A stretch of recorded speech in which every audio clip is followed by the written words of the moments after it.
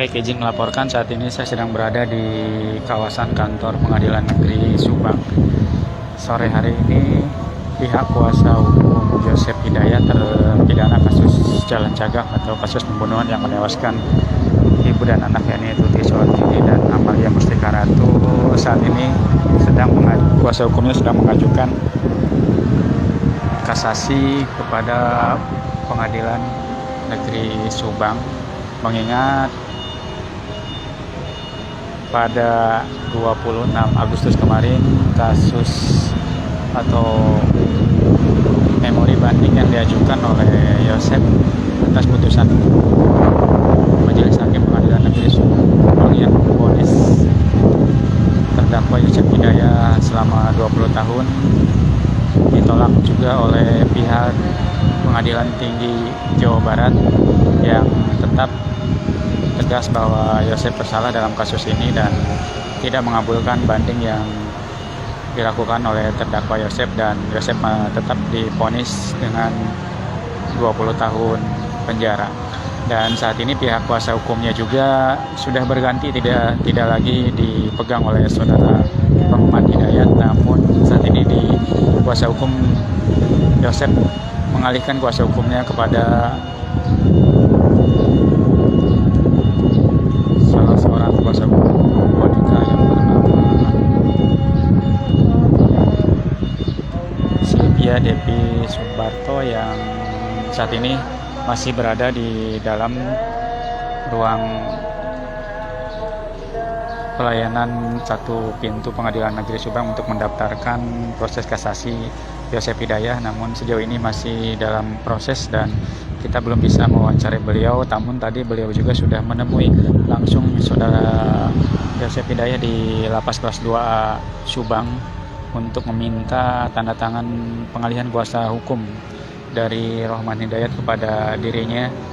dan tadi prosesnya sudah selesai dan saat ini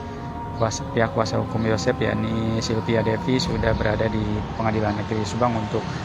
mengawal kasus kasasi yang diajukan oleh Yosep Hidayat nantinya ke Mahkamah Agung, dan berharap tentunya mereka bahwa kasasi ini bisa dikabulkan sehingga Yosep bisa bebas, karena hingga saat ini Yosep masih bersikukuh dirinya tidak bersalah dan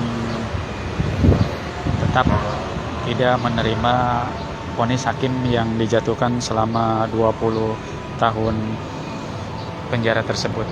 Seperti diketahui, kasus ini melibatkan 5 tersangka, namun sejauh ini baru 2 tersangka yang disidangkan, yakni Yosep Hidayat dan Danu. Yosep sendiri sudah divonis 20 tahun penjara, sementara Danu hanya 4 tahun penjara, sementara 3 tersangka lainnya yakni istri muda Yosep dan beserta kedua anak tirinya yakni Arigi dan Abi Aulia masih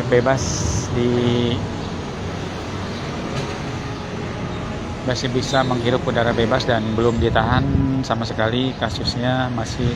tetap wajib lapor di Polda selama seminggu 2 kali, namun berdasarkan pihak Kejaksaan Negeri Subang saat ini memang kasusnya masih belum dilimpahkan oleh pihak Kejari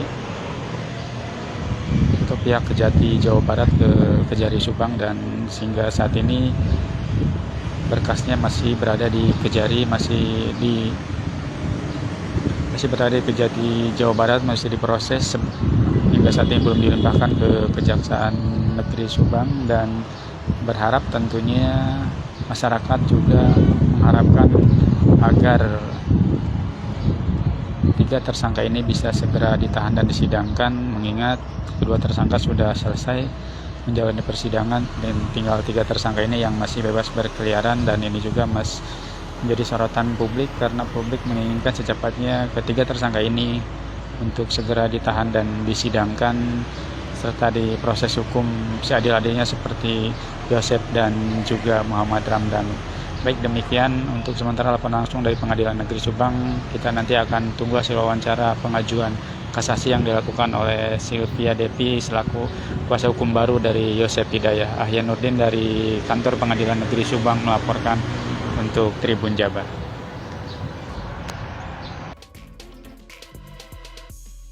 Jangan lupa like, subscribe, dan share ya.